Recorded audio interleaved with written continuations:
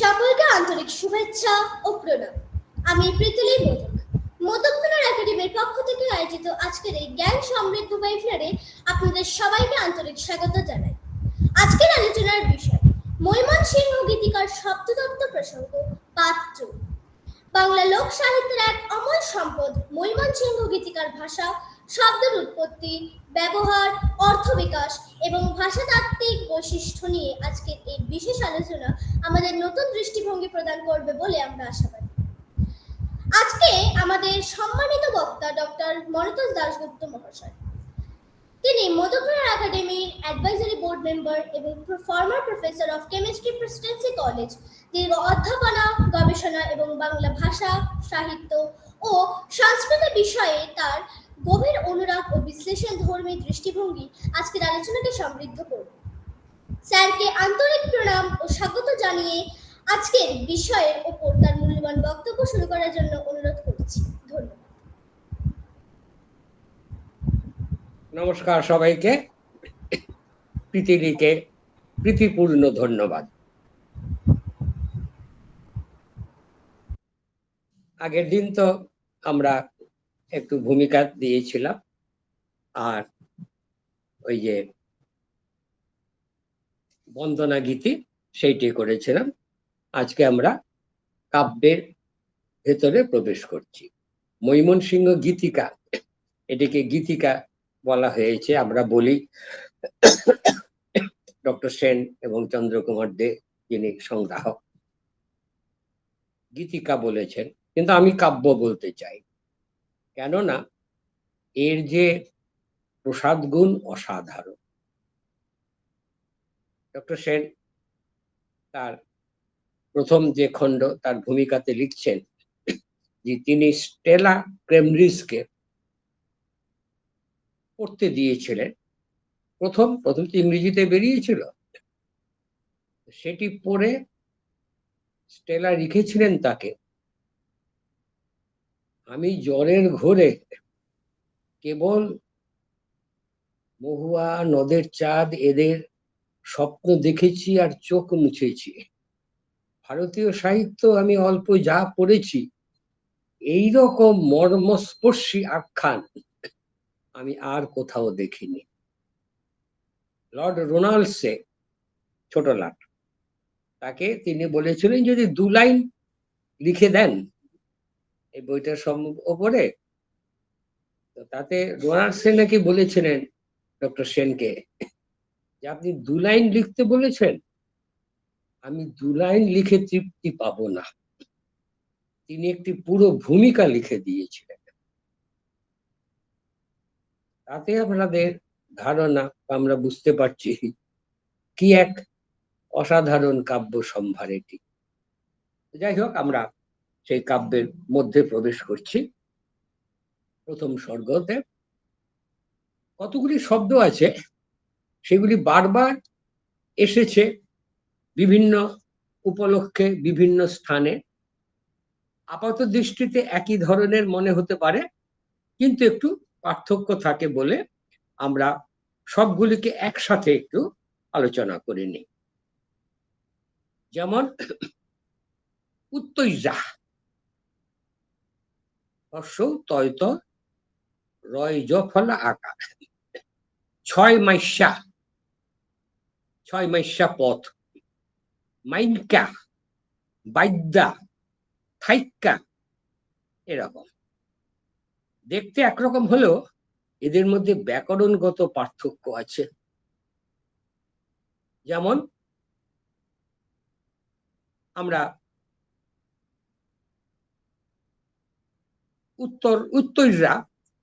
উত্তরীরা হচ্ছে উত্তরে বা উত্তরের, মাইশা মানে মাসের। এগুলি বিশেষণ, কিন্তু যথাক্রমে উত্তর ও মাস থেকে এসেছে। আমরা মঙ্গল কাব্যে ভারতচন্দ্রের বা অন্যত্র 12 মাসা কথাটা শুনেছি। ফুল্লরার 12 মাসা তো খুব বিখ্যাত কথা। 12 মাসের পাঁচালী বলা যায় একে। কাজে সেইখানে কিন্তু আবার ওটা হয়ে গেল বিশেষ্য। কাজেই এটি বিশেষণও হতে পারে, আবার বিশেষ্য হিসেবেও ব্যবহৃত হতে পারে। এ ধরনের আরো শব্দ পাথইয়া মানে পাথুরিয়া, পাথইয়া রাস্তা, কটকইটা, কটকইটা কথা, এইরকম। তো আবার অতি শুদ্ধ সুন্দর বাংলা যদি বলি, বায়ু বহে পুরো বইয়া, এর মধ্যেও কিন্তু এমনটাই রয়েছে। তাহলে এই যে মাইনকা, মাইনকা এসেছে মাইনকিয়া বা মাইনকিয়া, এটি এসেছে মানিক থেকে, অর্থাৎ তাচ্ছিল্য বা আদর অর্থে। মানিককে তাচ্ছিল্য বা আদর বোঝাতে এইরকম রূপান্তর হয়েছে। মানিক, মানিক্য, মাইনকিয়া, অপিনিহেতি। সেই রকম গণেশ, গণেশা। বাদ্যার অর্থ বেদে, ডক্টর সেন লিখেওছেন বাদ্যার অর্থ বেদে, কিন্তু এসেছে কিভাবে? এসেছে বাদ্য থেকে। যারা বাদ্য বাজিয়ে খেলে, খেলা দেখায়, জাদু দেখায়, তাহলে বাদ্য থেকে বাদ্যিয়া, তার থেকে বাদিয়া, তার থেকে বাদ্যা, অপিনিহিতি। বেদে অভিশ্রুতি, থাকিয়া থেকে অপিনিহিতে থাইক্যা, এইরকম আছে। ঠিক এইরকম আরেকটি শব্দ দেখা যাচ্ছে, ফুট্টা, হয় হস্যু, টয় টয় আকার। লাইনটা এরকম আছে, মুখেতে ফুটটা উঠে চম্পার ফুল, মুখেতে ফুটটা উঠে চম্পক ফুল। এইখানে ফুটটা, এইটি আমার যেটা মনে হয়, এটি শুনবার সময়, অনুলিখনের সময় একটু গোলমাল হয়ে গেছে। ফুটটা হবে না, ওটা ফুটটা।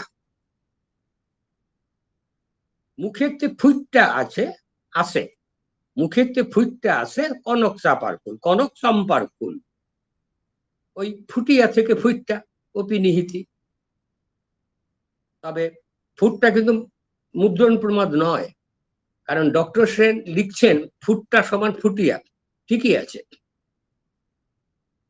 এইবার আরেকটি কথা আছে, আচিল, আ চয় হস্যিল, আচিল। এখন আচিল মানে আছিল, বোঝাই যাচ্ছে। এটি কি মুদ্রণ প্রমাদ? শুনতে ভুল না। এই আছিল, আচিল, এই যে মহাপ্রাণ বর্ণ অল্প প্রাণ বর্ণর রূপান্তর, এটি কিন্তু খুব সাধারণ। আবার ক্রিয়াতে এই ছকে চ, এটি কিন্তু বীরভূমে প্রচলিত আছে। রবীন্দ্রনাথ শান্তিনিকেতনে বসতি করার পরে অনেক লেখায়, বিশেষ করে বক্তৃতায়, গিয়েছে লিখছেন, গিয়েছে। শরৎচন্দ্র এইরকম ব্যবহার করেছে। কাজেই আছিল, আচিল, এটি শুধু যে ময়মনসিংহের বৈশিষ্ট্য তা নয়, এটি সাধারণ বৈশিষ্ট্য। অল্প প্রাণ শব্দের, মহাপ্রাণ শব্দের জায়গায়, অক্ষরের জায়গায় অল্প প্রাণ অক্ষর ব্যবহার করা যায়। মনে হয় আগেই আমরা বলেছি, আমরা কিন্তু ডক্টর সেনের ভুল ধরছি না, কারণ তিনি যা করেছেন, যদি বিস্তারিত শব্দতত্ত্ব নিয়ে তিনি আলোচনা করতেন বা করবার সময় পেতেন, তাহলে আমরা উপকৃত হতাম। স্থানে স্থানে বিদ্যুৎ চমকের মতন তার পর্যবেক্ষণ আমাদের এই সিদ্ধান্তে আসতে বাধ্য করে। যেমন একটা লাইন আছে, পিঞ্জরে রাখিয়া পঙ্খী পালিতে লাগিল, পিঞ্জরে রাখিয়া পঙ্খী পালিতে লাগিল। প্রথম স্বর্গের 23 নম্বর লাইন। পঙ্খী মানে পক্ষী, পক্ষ আছে যার পক্ষী, পঙ্খ আছে যার পঙ্খী, পক্ষর থেকে পঙ্খ এসেছে, এটা খুব স্বাভাবিক। ডক্টর সেন লিখছেন এই শব্দ এখনো ময়ূরপঙ্খী কথায় ব্যবহৃত হয়। সেই জন্যই বলছি যে এক এক জায়গাতে তার সামান্য পর্যবেক্ষণ আমাদের অবাক করে। আরেক জায়গায় আছে প্রথম স্বর্গের 30 নম্বর পংক্তিতে আছে, হাট্টিয়া না যাইতে কন্যার পারে পারে ফুল। এই হাট্টিয়া কথাটা ঠিকই আপনারাও বুঝতে পারছেন, আমিও বুঝতে পারছি, ডক্টর সেনও লিখেছেন হাট্টিয়া মানে হেঁটে। এটি হাইটটা হলেই ভালো হতো বোধহয় না। এখানে আবার মজাটা হচ্ছে যে আমরা অন্য জায়গায় দেখিয়েছি, এখানে বলবো না, কিন্তু আমরা অন্য জায়গায় দেখিয়েছি যে ময়মনসিংহ গীতিকা এটি কিন্তু ছড়িয়ে পড়েছিল অন্যান্য জেলাতেও, এবং চন্দ্রকুমার দের পরে আরো অনেকে যেমন জসীমউদ্দিন উৎসাহিত হয়ে তিনি আরো বিভিন্ন জায়গায় এই ধরনের গীতিকা সংগ্রহ করেছেন। আবার সাধারণভাবে বেশিরভাগই বৈবাহিক সম্বন্ধে এই ময়মনসিংহ থেকে অন্য জেলায় গেছে, সেখানে ওইখানকার ভাষা চলে এসেছে। এই যে হাট্টিয়া হেঁটে, ময়মনসিংহ বা ঢাকায় হলে হাইট্টা কথাটা হতো, এই যে হাট্টিয়া এটা বোঝা যাচ্ছে হাটিয়া। ছন্দে করতে গান গানের মধ্যে, কারণ এগুলো তো পাল্লা গান, হাটিয়া কথাটা হাটিয়ার জায়গায় হাট্টিয়া বললে সুন্দর হয়। এটি কিন্তু বরিশালে দেখা যায় যে এই ধরনের ব্যবহার করা হয়, যেমন করে ঢাকা ময়মনসিংহে কইরা, বরিশাল বলবে করিয়া। হাটিয়া যেমন কাজটা তাড়াতাড়ি সারিয়া লও, যাইতে হইব, যেতে হবে না, যাইতে হইব। এই যে যাইতে শুদ্ধ ভাষা, বরিশাল বলছে কাজটা তাড়াতাড়ি সারিয়া লও, সাইরা নয়। তো এইগুলি কাজে হাট্টিয়া সেই অর্থে হেঁটে। 32 যে লাইনটা আছে প্রথম স্বর্গে, মানে সুন্দর একটা কথা আছে, আগল ডাগল আখিরে আসমানের তারা। খুব সুন্দর একটা মিউজিক্যাল শব্দ, আগল ডাগল। আগল ডাগলের অর্থ করা হয়েছে সুদীর্ঘ, আর বলা হয়েছে কোন কোন স্থলে আগল দীঘল কথা পাওয়া যায়। দীঘল থাকলে সুদীর্ঘ করার অর্থ তো খুব সহজ, কিন্তু ডাগল খুব স্বাভাবিকভাবে বোঝা যাচ্ছে, ডাগল মানে দীর্ঘ নয়, ডাগল মানে বড়, ডাগর। এই ডাগর কথাটা কিন্তু খুব স্বাভাবিক, যে মাইয়া ডাগর হইছে বিয়া দিতে হইব, এই যে ডাগর হইছে বড় হয়েছে, ডাগর মানে বড়। হরিচরণ বন্দ্যোপাধ্যায়ের বঙ্গীয় শব্দকোষে আগর ডাগরের অর্থ ব্যবহার তিনি উল্লেখ করেছেন ধর্মমঙ্গলে, মানিক গাঙ্গুলির বিরচিত ধর্মমঙ্গলে এই আগর ডাগর কথাটা আছে, তিনি দেখাচ্ছেন আগর ডাগর ঘন্টা। তাহলে আগর ডাগর ঘন্টা মানে আগল ডাগলই আগর ডাগর হয়েছে।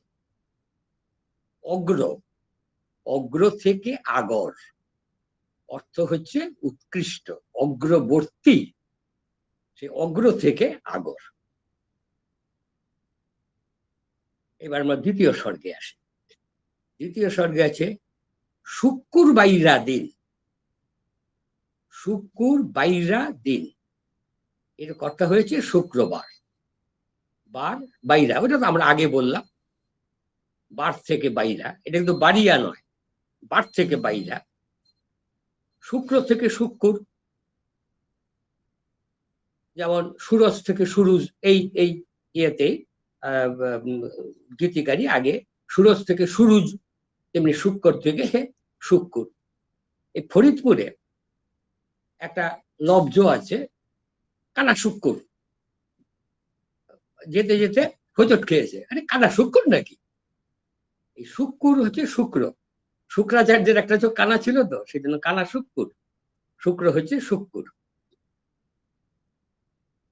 আচ্ছা, এইবার দ্বিতীয় স্বর্গের ষষ্ঠ পংক্তিতে, দলের লোক চলে যত গাট্টি বুসকা লইয়া, গাট্টি বুসকা, এই গাট্টি বুসকা, এই যে শব্দটা কি সুন্দর শব্দ, গাট্টি বুসকা, গয়াকার টয়ট দীর্ঘি, আর বুসকা বয় হসুই চয় হসন্ত কয়াকার, উচ্চারণ হবে বুসকা। এটা পূর্ববঙ্গের উচ্চারণ বুসকা, তার মানে গাঠরি বোচকা, আমাদের ভাষায় বললে গাঠরি বোচকা। এর অর্থ তাই করেছেন ডক্টর সেন। গাঠটি বুচকা আসলে সমার্থক দ্বন্দ্ব, গাঠিও যা বুচকাও তাই, তাহলে গাঠি বুচকা সমার্থক দ্বন্দ্ব, গাঠি ও বুচকা। গাঠি হিন্দিতে গাঠি গয়াকার টয় হসন্ত ঠয় দীর্ঘি, এসেছে হিন্দিতেই গাঠরি থেকে, হিন্দি গাঠরি থেকে গাঠি, এই গাঠি কথাটা হিন্দিতেও ব্যবহার করা যায়, এসেছে সংস্কৃত গ্রন্থি থেকে, গ্রন্থি, গ্রন্থি, গণ্ঠি, গাঁঠ, গাঁঠ, গাঠি, গাঠি, গ্রন্থি, গ্রন্থি, গণ্ঠি, গাঁঠ, গাঁঠ, গাঁঠটি, এই একই রকম গাঠি। কাপড়ে বাঁধা বোচকায় এক বা একাধিক গ্রন্থি, এই যে আমরা করি না এই বোচকা, এই দিক থেকে এদিকে নিলাম, এদিক থেকে এদিকে নিয়ে 1 2 3 এই করে এখানে ঝোলালাম, এই যে গ্রন্থি, এই গ্রন্থির থেকে এই গাঠি কথাটা এসেছে। বোস কাটা কোত্থেকে এলো? বোস কাটা এসেছে তুর্কি বুকস শব্দের থেকে, বয় হস্যু কয় হসন্ত চ, চয় হসন্ত বুকস, কিংবা আরবি বোকচা, বয়কার কয় হসন্ত চয়কার, বোকচা বর্ণ বিপর্যয়ে বোচকা, যে আগের দিন বলেছিলাম হ্রদ হদ দহ বাক্স বাস্ক, তেমনি বোকচা হয়ে গেল বোচকা, আরবি বোকচা থেকে বোচকা। তারপর আরেকটা লাইন, 1 2 3 করি মাস গোয়াইল, মাস গুয়াইল, গুয়াইল, গোয়াইল, অতীত হইল এই বলা আছে, ঠিক, কিন্তু শব্দটির উৎসটা কি? গ্রস্ত হইল বা গড়াইল, এ থেকে এসেছে এটি। চতুর্থ স্বর্গে আসি, এইখানে একটি অনেক কথা বলা যায় এখানে, কিরকম? অষ্টম পংক্তিতে আছে উকি ঝুঁকি, মানে উকি ঝুঁকি এটা সহজ শব্দ, আমরা বলি উকি ঝুঁকি, এখানে লেখা আছে উ কয়হস্যি ঝয়হস্যু কয়হস্যি। এই পূর্ববঙ্গের উচ্চারণে চন্দ্রবিন্দু প্রায়ই অনুপস্থিত থাকে, এখানেও দেখা যায় বাস, বাস বয়াকার তালব্যস, বাঁশ হওয়া উচিত বাঁশ, বয়চন্দ্রবিন্দু, পূর্ববঙ্গে বাস বলে, বাঁশি এখানে অন্য জায়গাতে আছে, এই এই আমাদের এই এই গীতিকায় বাঁশি, অষ্টম স্বর্গে 6 লাইনে আছে বাঁশি। সাজুয়া, সাজুয়া চন্দ্রবিন্দু দেওয়া উচিত ছিল, সাঁঝ, সাঁঝ থেকে সাজুয়া, এই যে চন্দ্রবিন্দু, এটি কিন্তু বাংলা ভাষাতে একটি বিরাট জিনিস। পূর্ববঙ্গে এই চন্দ্রবিন্দুটি না দেওয়ায় অনেক সময় গোলমাল হয়। এখানেও এই চন্দ্রবিন্দুর ব্যবহার নিয়ে একটি পুরো বক্তৃতা দেওয়া যায়। চন্দ্রবিন্দু যেমন মানে তার উৎস সহজেই বোঝা যায়, কিংবা যদি তৎসম শব্দের জ্ঞান থাকে তাহলে বানান শুদ্ধ লেখা যায়, চন্দ্রবিন্দু হবে কি হবে না। সত্যেন দত্তের গান পালকি চলে, স্তব্ধ গায়ে আদল গায়ে যাচ্ছে কারা রৌদ্রে সারা, ছয় বেহারা রৌদ্রে সারা, ময়রা মুদি চক্ষু মুদি পাতায় বসে পাটায় বসে ঢলছে কোষে। স্তব্ধ গায়ে মানে গ্রাম থেকে এসছে, আদুল গায়ে গাত্র থেকে এসছে, খালি গায়ে। এই নিয়ে একটা মজার গল্প আছে বলি। আমাদের মানে শিক্ষা বিভাগে খুব নামকরা অধ্যাপক ছিলেন বাংলার মনীন্দ্রনাথ মিত্র, মণিদা বলতাম, খুব পণ্ডিত ব্যক্তি। একদিন ক্লাসে আমি আমার ডিপার্টমেন্ট থেকে জেনারেল স্টাফ রুমে বসে আছি। মণিদা ক্লাস থেকে এসে রেজিস্টার খাতাটা টেবিলের উপরে রেখে, হ্যাঁ আজকাল সব মা বাবারা কি যে সব নাম রাখে মেয়েদের। আমরা কি মণিদা অত রাগ কেন, কি হয়েছে? আরে দেখুন না, নাম রেখেছে শাউলি। এই শাউলির কি নাম হয়, কি অর্থ হয়? মণিদা যদি কিছু মনে না করেন, শাউলির একটা অর্থ আছে, দেখতে হবে বানানটা কি লেখে। যদি শাউলি লেখে চন্দ্রবিন্দু, তাহলে শ্যামলী থেকে এসেছে। আর যদি শাউলির চন্দ্রবিন্দু না দেয় তাহলে শ্যাওলা থেকে এসেছে। উনি বলেন, হ্যাঁ ঠিক বলেছেন তো। তারপরে ওভারে কাপ অফ টি, আমাদের এই নিয়ে অনেক আলোচনা হল। এই প্রসঙ্গে বলি, তৃপ্তিদি যখন মারা গেছেন, তৃপ্তিদির স্মরণ সভা হলো তৃপ্তি মিত্র, আমাদের এই চেতলার অহিন্দ্র মঞ্চে। আমি শাওলিকে জিজ্ঞেস করলাম, শাওলি তুমি তোমার নামে চন্দ্রবিন্দু দাও কি না? বলছে, কাকু বলুন তো কি ব্যাপার, দেওয়া উচিত কি উচিত না? ওখানে আমি গল্পটা বললাম। ও শাওলি তো এরকম মানে খুব মাথা নাড়িয়ে কথা বলতো, না না কাকু আমি দিই। শাওলিটা বয়স আমাকে দাদা ডাকতে পারতো, কিন্তু আমি যেহেতু সম্মুদা তৃপ্তি দিই বলি আমাকে কাকুই বলতো। না কাকু আমি দিই। এই শাওলি চন্দ্রবিন্দু দিলে শ্যামলী থেকে এসেছে, আর যদি না দেয় তাহলে বুঝতে হবে। কাজে এই যে চন্দ্রবিন্দুর ব্যবহার, এটি উচ্চারণের ক্ষেত্রে খুব দরকার, অর্থোদ্ধারেও খুব দরকার। কিন্তু পূর্ববঙ্গে এই চন্দ্রবিন্দুর ব্যবহার নেই, মানে সাধারণভাবে উচ্চারণের ক্ষেত্রে চন্দ্রবিন্দুর ব্যবহারটা করে না। এবার নবম পংক্তিতে আছে, যখন নাকি বাইদ্যার সেরি বাসে মাইল লাড়া, যখন নাকি বাইদ্যার সেরি বাসে মাইল না, এই যে বাসে বয়াকার তালবসা একার আছে, হবে বাঁশে। যখন নাকি বাইদ্যা, তো আগে আমরা বলেছি, যখন নাকি বাইদ্যার সেরি, সেরি কথাটা কোত্থেকে এসেছে? সেরি মানে মেয়ে, বাইদ্যার সেরি বেদের মেয়ে। যখন নাকি বাইদ্যার সেরি বাসে মালো তারা, বাসে মাইলো লারা, লারা মানে নাড়া। এই ন স্থানে ল স্থানে ন খুব দেখা যায়। লাথিকে নাথি, লুচিকে নুচি। আপনারা পারমিতার একদিন, রিনার মানে অপর্ণার পারমিতার একদিনে দেখবেন বলা আছে এক জায়গায় নুচি, আজকে নুচি করেছি। উত্তর কলকাতায় লুচিকে নুচি বলে, লবণকে নবন বলে, লাথিকে নাথি বলে। এই লকে ন, আবার নকে ল। নারীব, উগ্র ক্ষত্রিয় বলে লাইরব, না বাবু আমি এটা করতে লাইরব। যারা হাটে বাজারে দেখেছেন অজিতেশ দার ডায়ালগ স্মরণ করুন, লাইরব। ন ল ল ন, এই যে রূপান্তর, এটি খুব স্বাভাবিক। বাসে দিল, বাসে মাইল মানে মারলো, বাসে মাইল লারা মানে নাড়া। যখন নাকি বাইদ্যার সেরি, সেরি মানে মেয়ে। খুব সঠিকভাবে ডক্টর সেন অর্থ করেছেন। কিন্তু সেরি কথাটা এলো কোত্থেকে?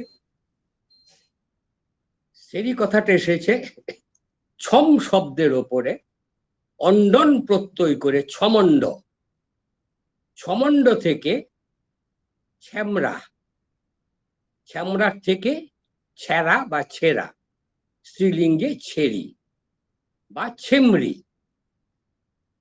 হরিচরণ বন্দ্যোপাধ্যায় স্বল্প শব্দ কল্পদ্রুমকে উদ্ধৃত করেছেন যে এই ছম অন্ডন, ছম অন্ডন ছমণ্ড এইভাবে তিনি করেছেন।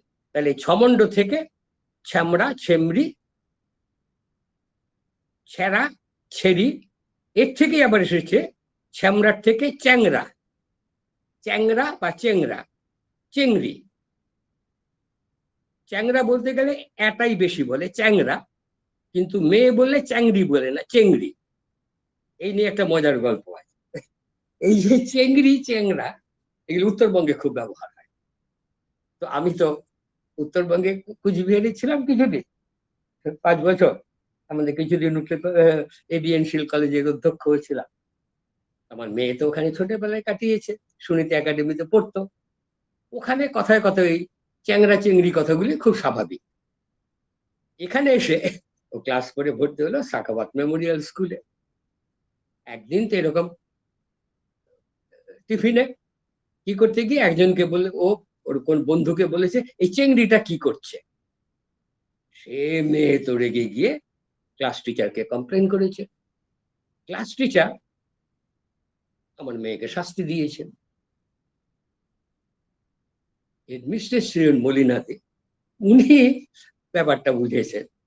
উনি তাড়াতাড়ি এসে বলেছে এই না না ঠিক আছে, ও কুচবিহার থেকে এসেছে, ও কুচবিহার থেকে এসেছে। ব্যাপারটা উনি আবার বুঝিয়েও দিলেন ক্লাসে। তারপরে বললে যে না না কিছু না কিছু কিছু বলো না, বাবাকে গিয়ে বলে টলো না, উনি আবার তাহলে কালকে চলে আসবেন, কেমন? তো সেই চেংড়ি, কুচবিহার এগুলো হরদম ব্যবহার করা, পরস্পর বলা এই চ্যাংরাটা মানে ছ্যামড়া ছেলে। আর ওই যে চ্যাংরার থেকে এখন এইদিকে যে অর্থে চ্যাংরা, সেটা হচ্ছে শব্দের অপকর্ষ। চ্যাংরা মানে হচ্ছে ফাজিল বা দুষ্টু বা বজ্জাত, এইরকম আর কি চ্যাংরা। সোজা কথায় বালক বালিকা, চ্যাংরা চেংড়ি, বালক বালিকা। এখন চ্যাংরা বলতে ফচকে, সবচেয়ে ভালো হচ্ছে যে অর্থ করা যায় ফচকে, সেই অর্থে চ্যাংরা কথা ব্যবহার করা যায়। তো এইখান থেকেই একটি সেই যে ইংরেজি যে বাংলার বিখ্যাত একটি প্রবাদের কথা মনে পড়ে যায়, এক দেশের বুলি অন্য দেশের গালি। ইংরেজিতে বলে one man's food is another man's poison. যেখানে এটি খুব স্বাভাবিক শব্দ, এইখানে সেটাকে গালি ধরে নিয়েছে। পঞ্চম স্বর্গে আসে, সেখানে মহুয়া নদের চাঁদ, নৈদ্যার চাঁদ তাকে বলছে লজ্জা নাই রে নির্লজ্জ ঠাকুর, লজ্জা নাই রে তোর, গলায় কলসি বাইন্দা জলে ডুববা মর। এই ডুববা ডয় হস্য বৈজফল আকার আছে, এই বানানগুলো সবই এই কথা লিখেছে। ওটা কারো ঠিক করে ডুববা কথাটা লেখা উচিত ছিল, ডুবিয়া অপি নিহিতি ডুববা। ডয় হস্য হস্যই, কিন্তু ওরা ডয় হস্য বৈজফল আকার, উচ্চারণটা কিন্তু ডুববা হবে। লাজ নাই রে নির্লজ্জ ঠাকুর, লাজ নাই রে তোর, গলায় কলসি বাইন্দা জলে ডুববা মর। ডক্টর সেন খুব স্বাভাবিকভাবেই বলেছেন যে তর মানে হচ্ছে তোর, না উনি বলেছেন তর মানে তোমার, তোমার নয়, তর মানে তোর, কারণ ও তো রেগে গেছে। ও রেগে গেছে, এটাই তো সুন্দর এই লাইন দুটো, অসাধারণ দুটো লাইন। মানে মহুয়া সম্ভ্রান্ত ঘরে, ব্রাহ্মণ ঘরের মেয়ে, তাকে হুমরা বাইদ্যারা, হুমরা বাইদ্যার দল, হুমরা বেদের দল, তারা আপনার চুরি করে নিয়ে এসেছিল। 16 বছর নিজের কাছে রেখে পালন করেছিল, খেলা শিখিয়েছে বেদের দলের সঙ্গে। সেখানে এসে এই একবার খেলা দেখাতে এসে ভূস্বামী, সম্ভ্রান্ত ভূস্বামী নদের চাঁদ তাকে ভালোবেসে ফেলেছে। সেই ভালোবাসার কথা যখন বলতে গেছে তখন এ বলছে, লজ্জা নাই রে নীলরঞ্জ ঠাকুর, লজ্জা নাই রে তোর, গলায় কলসি বাইন্দা জলে ডুববা মর। তার উত্তরটা নদের চাঁদ দিয়েছে অসাধারণ, কি সুন্দর কাব্যিক কথা দেখুন। কোথা পাইবাম কলসি কন্যা, কোথা পাইবাম দড়ি, তুমি হও গহীন গাং, আমি ডুববা মরি। ও বলেছে তোর লজ্জা নেই, তুই গলায় কলসি বেঁধে জলে ডুবে মর, আমাকে ভালোবাসার কথা বলতে এসেছিস? আর মহুয়া বলছে যে, এই নদের চাঁদ বলছে, ডুবতে গেলে তো, ডুবে মরতে গেলে দড়ি কলসি লাগবে, দড়ি কলসি কোথায় পাবো, আর গাঙেই বা যাবো কেন? কোথা পাইবাম কলসি কন্যা, কোথা পাইবাম দড়ি, তুমি হও গহীন গাং, তুমি গভীর গাং। গঙ্গা, গঙ্গার থেকে গাং, হ্যাঁ, এটা সাধারণ অর্থে যে কোনো নদী হচ্ছে গাং, বা পুষ্করিণী, সবকে ইন জেনারেল গাং বলে, জলাশয়। গঙ্গা এটাকে জেনারেলাইজ করলে হলো জলাশয়। তুমি হও গহীন গাং, তুমি গভীর জলাশয় হও, আমি ডুববা মরি। তো এই আছে তোর, কাজেই তোমার হবে না, কারণ লেগে গেছে, তোর হবে। আর তাছাড়া ও তো বেদের ঘরে মানুষ, হতে পারে সম্ভ্রান্ত ঘরে, কিন্তু শুধু বাচ্চা বয়সে, কিন্তু মানুষ তো, কাজেই সেখানে তোমার কথাটা ওখানে কমই প্রচলিত, কাজেই তোর। আর রেগে গেছে, কাজেই তর। তো এই তর উচ্চারণটা, তোর জায়গায় তর, এইটা পূর্ববঙ্গের অনেক জায়গায় ব্যবহার হয়।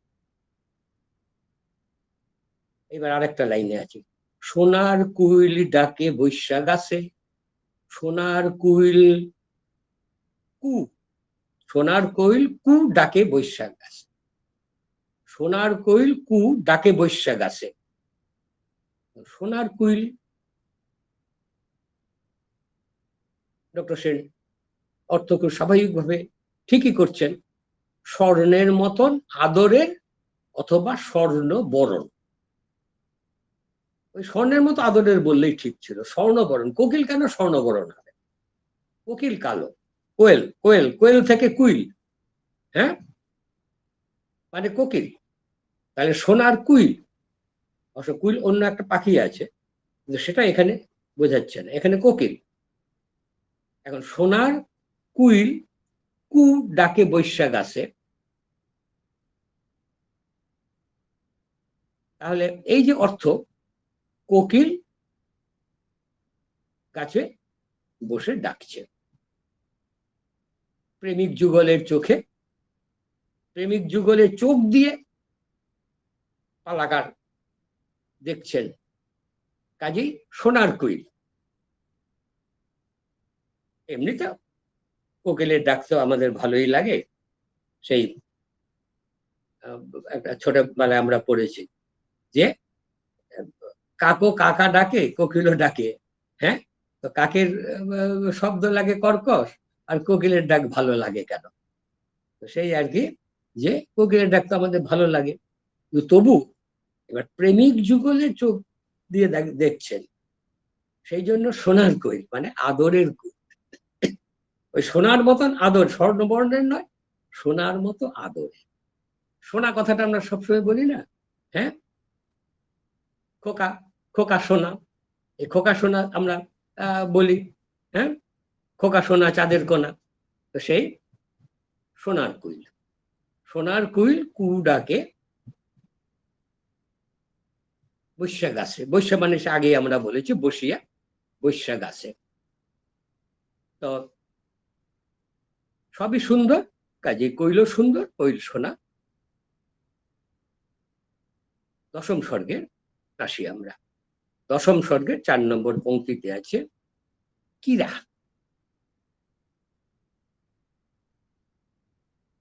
এই দেশেতে না থাইক্য রে ভাই, ওই আবার সেই অর্থ, থয়াকার কয়জ কলা, আসলে এটা হবে থাইক্য। এটা আগাগোড়া লিখে গেছে, এটাকে আমরা আর বেশি বলছি না, আমরা উচ্চারণ করবার সময় এইভাবেই বলছি। এই দেশেতে না থাইক্য রে ভাই আমার মাথার কিরা। কিরা মানে কি? দিব্যি। এই কিরাটা পূর্ববঙ্গে ব্যবহৃত হয়। মাথার কিরা, মাথার দিব্যি। কিরা এসেছে কিন্তু ক্রিয়া থেকে।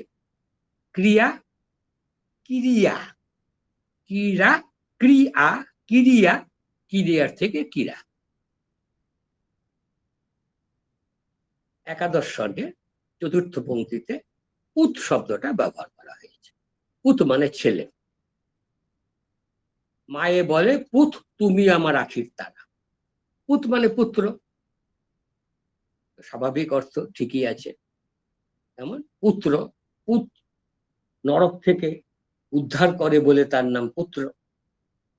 কিন্তু এখানে পুত মানে পুত্রকেই পুত, এই কথা, মায়ে পুতে, এই কথাটা পূর্ববঙ্গে খুব ব্যবহার হয়।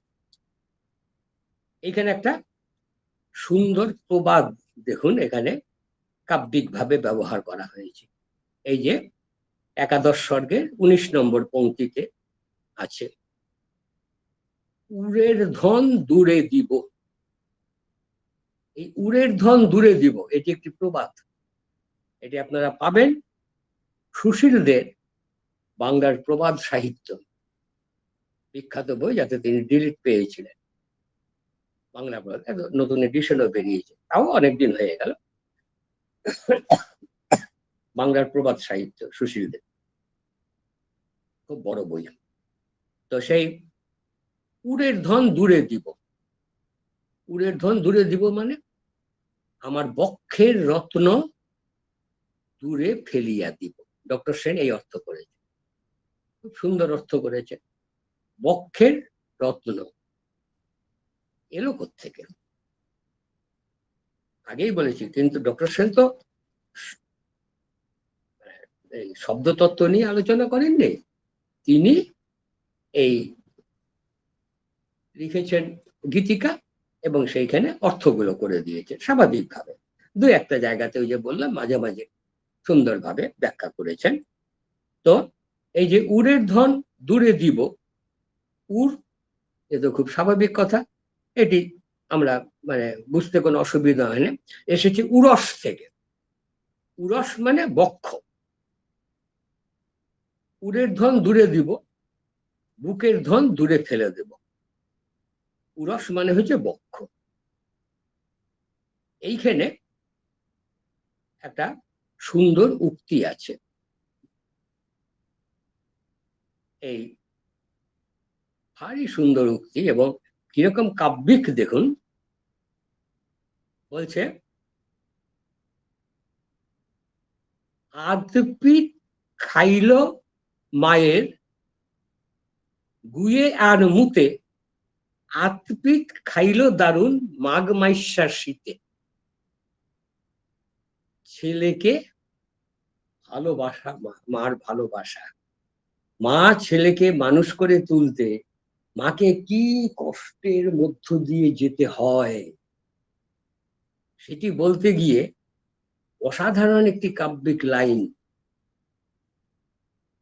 এর মধ্যে কিন্তু যেটুকু স্ল্যাং আছে ওটা ধরলে চলবে না।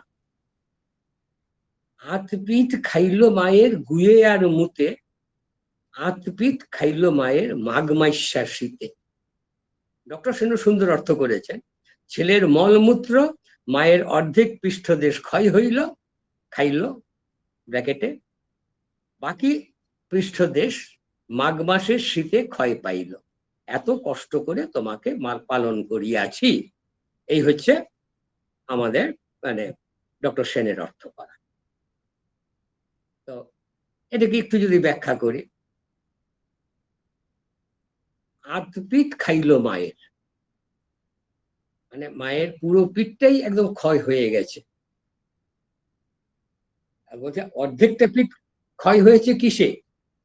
ছেলে মলমূত্র মলমূত্র ত্যাগ পরিষ্কার করতে গিয়ে নয়, মলমূত্রে মাখামাখি হয়ে। রাত্রিবেলা সারাদিন কঠোর পরিশ্রমের পরে মা এসে ছেলের পাশে হয়তো ঘুমোচ্ছেন, ছেলেকে জড়িয়ে ধরে হয়তো উষ্ণ সান্নিধ্য একটু অনুভব করছেন, কখনো স্তন্যপান করাচ্ছেন, তারপরে গভীর ঘুমে আচ্ছন্ন হয়ে গেছে। স্বাভাবিক। ছেলে মলমূত্র ত্যাগ করে বসেছে, সেখানে মায় মাখামাখি হয়ে গেছে। সেই বলছেন, আধপিঠ খাইল মায়ের গুয়ে আর মুতে। আর ছেলেকে কাঁথা টাথা দিয়ে, তাও যদি যদি ছেলের শীত লাগে, তাহলে কি করছে না, নিজের যে কাঁথাটা সেইটাকেও তার গায়ে চাপা দিয়ে দিচ্ছে। ফলে পিঠটা উদলা, আমরা বলি উদলা, মানে খালি হয়ে যাচ্ছে। পাড়াগাঁয়ের মহিলা, ব্লাউজ টাউজ পরার ইয়ে নেই, এমনি। ফলে কাঁথার নিচে পিঠটা খালি হয়ে যাওয়াতে মাঘ মাসের শীত, সেই শীতে লাগছে। এত ঘুম, সেই ঘুমে আর ঘুম ভাঙছে না ঠান্ডায়। এই কষ্ট করে এখানে ছেলের কথা বলছে বলেই, পুত বলেই বলছেন, ছেলে মেয়েকে মানুষ করেন মা। অসাধারণ একটি সুন্দর কাব্যিক কথা, প্রায় মহাকাব্যিক হয়ে গেছে। আতপিঠ খাইল মায়ের গুয়ে আর মুতে, আতপিঠ খাইল মায়ের মাঘ মাসের শীতে, মাঘ মাসের শীতে। 22 নম্বর পংক্তিতে আছে, বিদেশে বিবাসে পুত্র যদি মারা যায়। মা বলছেন, মা জল খেয়ে নে, হ্যাঁ, মা ছেলেকে কত ভালোবাসে। বলছে যে মা ছেলে যেখানেই থাকুক, মা টের পাবেন। এই মা ছেলে সম্পর্ক বোঝাতে গিয়ে বলেছেন যে বিদেশে বিবাসে পুত্র যদি মারা যায়, তাহলে মা বুঝতে পারেন, সেই কথা বলছে। আমাদের কথা হচ্ছে বিদেশে বিবাসে, বয়হস্যি বয়াকার দন্তে সহায়িকা, বিদেশে বিবাসে পুত্র যদি মারা যায়। ডক্টর সেন অর্থ করছেন, বিবাসে মানে বিপদে না, বিদেশে বিপদে। উনি বলছেন যে বিদেশে যদি বিপদ এসে এলো, হ্যাঁ হতে পারে, মানে ইলজিক্যাল নয়, কিন্তু আমাদের মনে হয় এইখানে বিপদে না বলে বিবাসে মানে প্রবাসে বললে শব্দটিও সুন্দর শোনায় এবং প্রায় অনুপ্রাসের মতন। বিদেশে প্রবাসে, বিদেশে বিবাসে, আর অর্থ হয় কাজেই বিদেশে বিবাসে মানে প্রবাসে আমরা করছি অর্থ। তার মানে হলো যে বিদেশে রয়েছে সঙ্গে, তার ক্ষতি নেই, কারণ বিদেশ অর্থ হচ্ছে দেশের বাইরে, আর প্রবাস অর্থ হচ্ছে অন্যতর আবাস। ওটাকে করা যায় আত্মীয় স্বজনের অনুপস্থিতি। কাজেই বিদেশ প্রবাস বলতে কোনো অসুবিধে নেই। দ্বাদশ স্বর্গে একটা শব্দ আছে বৈদেশী, এটা যে কেউ আমরা বুঝতে পারছি, ডক্টর সেনও করেছেন। বৈদেশী মানে বিদেশি। এই বিদেশি এটি হচ্ছে স্বর পরিবর্তনের উদাহরণ। আবার সুরে আনতেও সুবিধা হয়।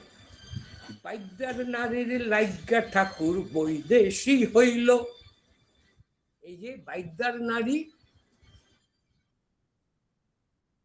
তার নারী সঙ্গে ঠাকুর বৈদেশী হইল। এই বাইদ্যার নারীর সঙ্গে ঠাকুর বিদেশি হইল থেকে সুরে আসে বাইদ্যার নারীর সঙ্গে ঠাকুর বৈদেশি হইল। তাইলে এই যে এটা কিন্তু একটা জিনিস লক্ষ্য রাখবেন, সেটা হচ্ছে যে এই অনুপ্রাস সংস্কৃতে কিন্তু স্বরবর্ণের পুনরুচ্চারণ বা পুনরুক্তি বা পুনর্ব্যবহার, একে অনুপ্রাস বলে না। স্বরবর্ণ এই ব্যঞ্জন বর্ণ, সাধারণ বা যুক্ত ব্যঞ্জন বর্ণ, তার পুনরুক্তি, তাকে বলা হয় অনুপ্রাস। কিন্তু বাংলাতে স্বরবর্ণেরও সুন্দর অনুপ্রাস হয়।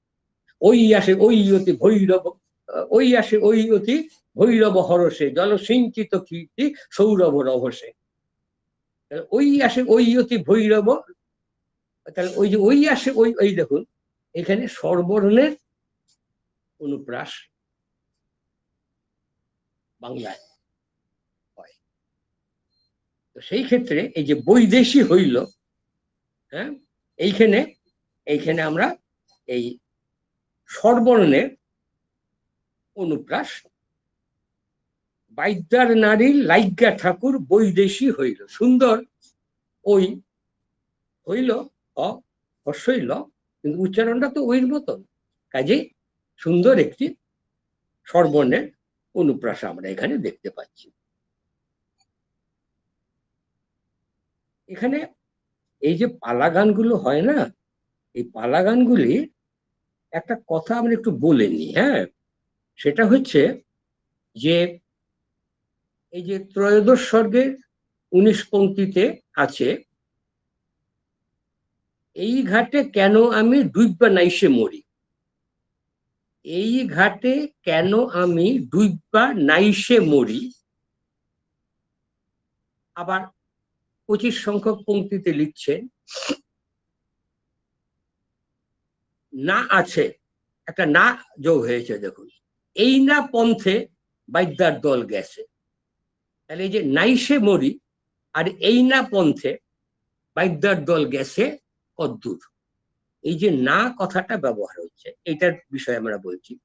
এই পালাগানগুলি এগুলি তো সুরে বলা হয়, কাজেই সুরে অনেক সময় ছন্দের মিলের জন্য এবং সুরে মেলাবার জন্য এই ধরনের কথাগুলি ব্যবহার করা, এইগুলিকে আমরা বাক্যালঙ্কার অব্যয়ের মধ্যে ফেলতে পারি।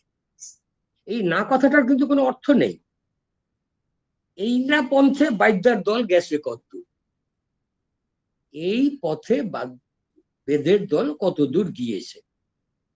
এখানে না কথাটা যে দিলাম, এই না পন্থে, শুনতে সুন্দর, একটা ছন্দ আসে, সেই জন্য এই না। যেমন সংস্কৃতে দেখবেন, সংস্কৃতে তু হি এই শব্দগুলো, এই অক্ষর মানে শব্দগুলো, হ্যাঁ, ব্যবহার হয়। তু হি এক হচ্ছে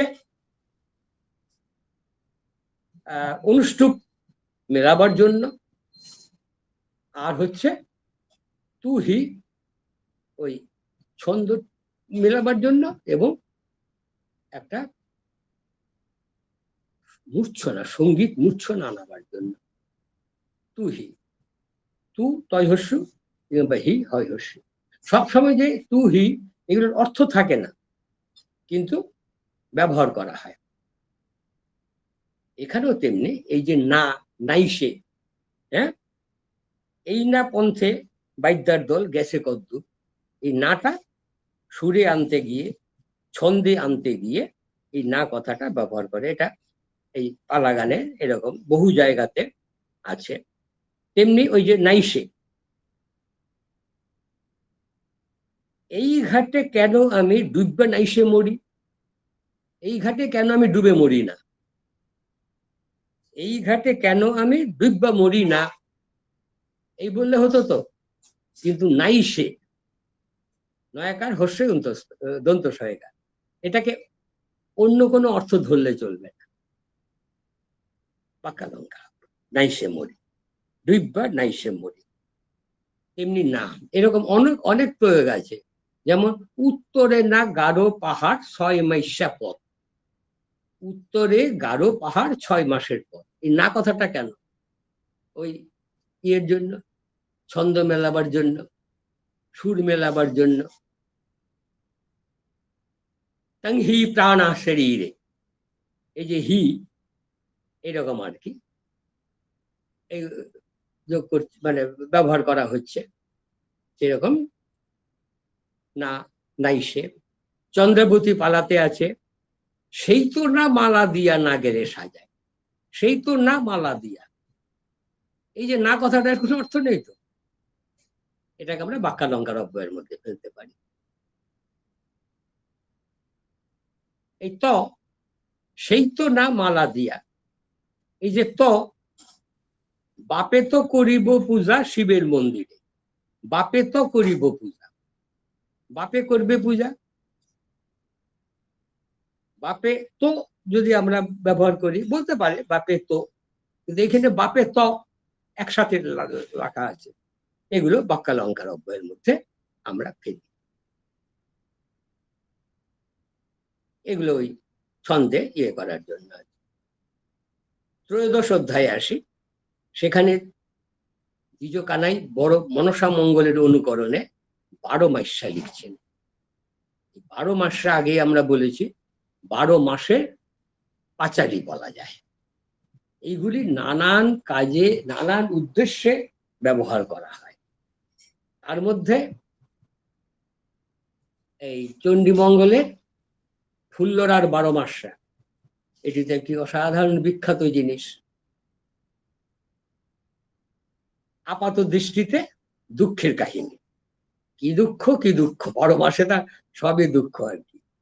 হ্যাঁ, যে কালকেতু চণ্ডী মায়াতে কালকেতু শিকারে গিয়ে শিকার পেল না, শেষমেশ একটি গধিকা মানে গোসাপ, গোসাপ কিন্তু খুব ভালো মাংস হয়, এটি গোসাপ পেয়ে, মানে গোসাপ চণ্ডী গোসাপ সেজে রয়েছেন, তাকে ধরে আনলো, এনে তারপরে কালকেতু ফুল্লরা, হ্যাঁ, এই কালকেতু ফুল্লরা হচ্ছে অনিরুদ্ধ উষা, তারা এসেছিল এই করে। এই উষা মানে হচ্ছে আবার বিদুরের নাতনি, কিন্তু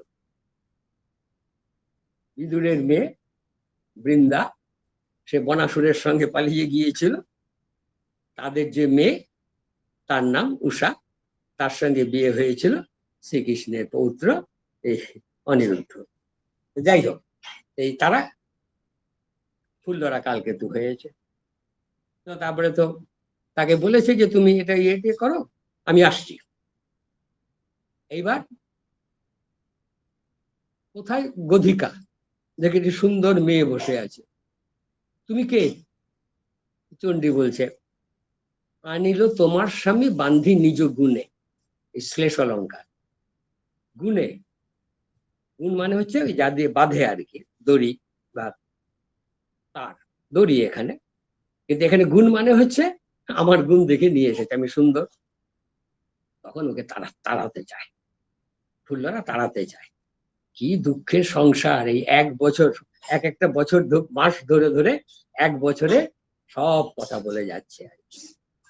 হ্যাঁ, যে পৌষেতে দারুণ শীত সুখী জগজনে, তৈল তুলা তনু নপা তাম্বুল তপনে, তারপরে এত গ্রীষ্মকালে এত যে মানে দুঃখ কর অবদান, দুঃখ কর অবদান, আমানি খাবার গর্ত দেখো বিদ্যমান। আমানি মানে হচ্ছে পান্তাভাত আরো পচালে পরে আমানি, সেই আমানি মানে মাটি সেরে বাধা দিল, চালু সেরে বাধা দিল মাটিয়া পাথর, 1 সের চালের জন্য মাটির বাসন সেটাও বাধা দিয়েছি, ফলে আমানি রাখবো কোথায়? মাটির মধ্যে গর্ত করে। এই 1 বছরের সব তার কষ্টের কথা বলছে। আবার কখনো আনন্দের কথা, এই সুখের 12 মাসা, দুঃখের 12 মাসা, এই 12 মাসা, এইখানে আবার সেই 12 মাসার কথা আছে 1 মাসে। তাহলে দেখা যাচ্ছে এই যে আমাদের পালাগান, পালাগানগুলো সেই অর্থে তো নমশূদ্রের যারা ব্রাহ্মণ, তার মধ্যে যারা অল্প লেখাপড়া জানে আর কি, তাদের লেখা তো অবশ্য সবাই না, কিছু তো লেখা চন্দ্রাবতী নিজে লিখেছেন, কিন্তু এই যে যারা লিখেছেন তারাও কিন্তু এই যে, সেই জন্য আমি বলছি মহাকাব্য, মহাকাব্যের পথ অনুসরণ করেছেন তারা। কাজেই সুন্দরভাবে এই 12 মাসটা তারা ব্যবহার করেছেন, যে 12 মাসে পাঁচালী, সেটা হচ্ছে তাদের এই এখানে। কাজে ত্রয়োদশ অধ্যায়ে দ্বিজকানাই দেখা যাচ্ছে বড় মঙ্গল কাব্যের অনুকরণে 12 মাসটা লিখেছে। তবে হ্যাঁ, একটু অসম্পূর্ণ থেকেছে, বৈশাখ জ্যৈষ্ঠ আষাঢ় শ্রাবণ ভাদ্র আশ্বিন কার্তিক অঘ্রাণ পর্যন্ত লিখে, পরের 4 মাস অনুপস্থিত। আগুন মাসেতে অল্প শীত, কংসাই নদীর পারি। আগুন, আগুন মাসে, আগুন মাসে বোঝাই যাচ্ছে অঘ্রাণ মাসে, আগুনে অল্প শীত, কংসাই, কংসাবতী নিতে কংসাই, আগুন মানে অঘ্রাণ মাস, তাহলে অঘ্রাণ পর্যন্ত তিনি লিখেছেন। এই অধ্যায়েরই 39 সংখ্যক পংক্তিতে আছে, মেঘে ভিজা রৈদের পুইরা রজনী পোয়াই। মেঘে, ময়কার ঘয়কার, কিন্তু উচ্চারণটা হইবে মেঘে। মেঘে ভিজা মানে ওই ভিজে, মেঘে ভিজা রৈদের পুইরা, রৈদ মানে রোদ, রৈদে পুইরা রজনী পোহাই মানে রাত্রি কাটাচ্ছি আর কি, পোহাচ্ছি। রৈদে রে, রে একটা কথা যোগ করেছে, মেঘে ভিজা রৈদে রে পুইরা, এই রে কথাটা কেন ব্যবহার করা হলো, ওই ওই রকম আর কি। রৈদে রে পাকা লঙ্কার অব্বা, ওইটি ওই সুরে আনতে গিয়ে রৈদে রে পুইরা, রোদে পুরে কিন্তু একটা রে যোগ করা হলো, রৈদে রে পুইরা। চতুর্দশ অধ্যায়ে ত্রয়োদশ চতুর্দশ পংক্তি এইরকম, তেল ভরিয়া কন্যা করিল রন্ধন, তেল ভরিয়া কন্যা করিল রন্ধন। এই দেল, দেল মানে কি, জাতি দিয়া নদিয়ার ঠাকুর করিল ভঞ্জন। তেল মানে হচ্ছে দিল, মানে মন, মনের আনন্দে এই, তার মানে এই দিল কথাটা লোক থেকে, এইতে বোঝা যায় যে এইগুলো নানান ভাবে শব্দ ঢুকে গেছে বিভিন্ন ক্ষেত্রে, কিন্তু দিল কথাটা একটু মনে হয় যেন কেমন না। এইখানে একটু যদি আমরা সামাজিক প্রেক্ষিত দেখতে যাই, তাহলে দেখবেন যে মহুয়াতে নেই কিন্তু মলুয়াতে আছে, ভাবনা কাজীতে আছে। যে কাজী, এই যে নিম্নবর্গের ঘরে অতি সুন্দর মেয়েদের, এই কাজী, মুসলমান কাজীরা লুটে নিয়ে যেত,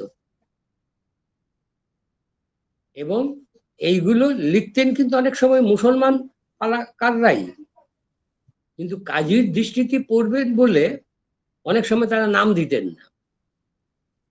কাজে এই যে অত্যাচারিতর মধ্যে হিন্দু মুসলমানের তফাৎ নাই, অত্যাচারীর মধ্যে কিন্তু সেই সময় একদিকে হিন্দু জমিদার, আবার মুসলমান কাজীরা আছে।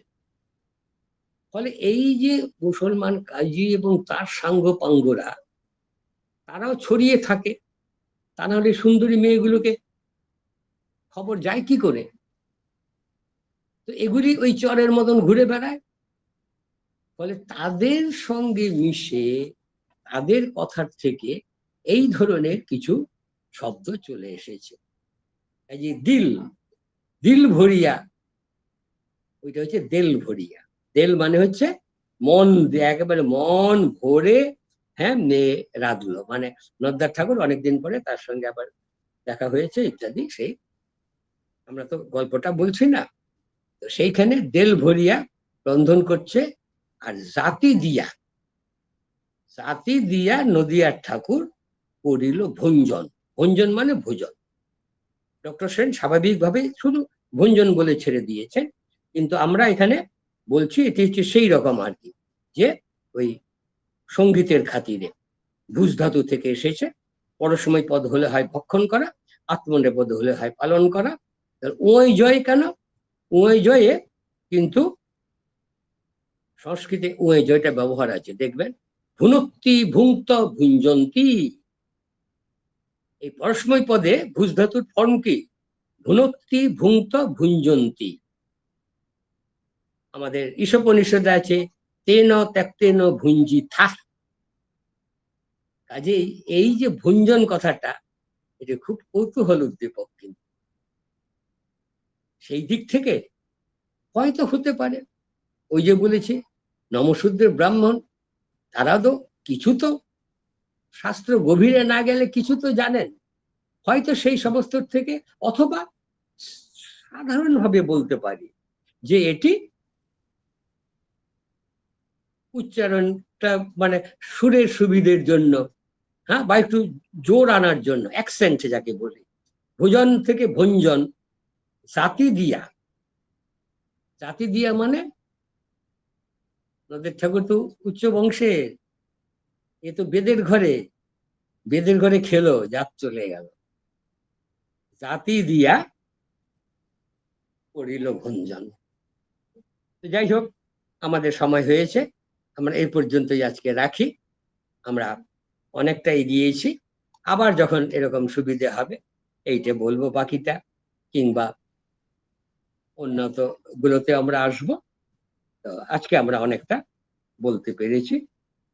মনে করা যায় যে অবশ্য একটা কাজ করে আরেকটু বলে এই পর্বটা শেষ করে দিব।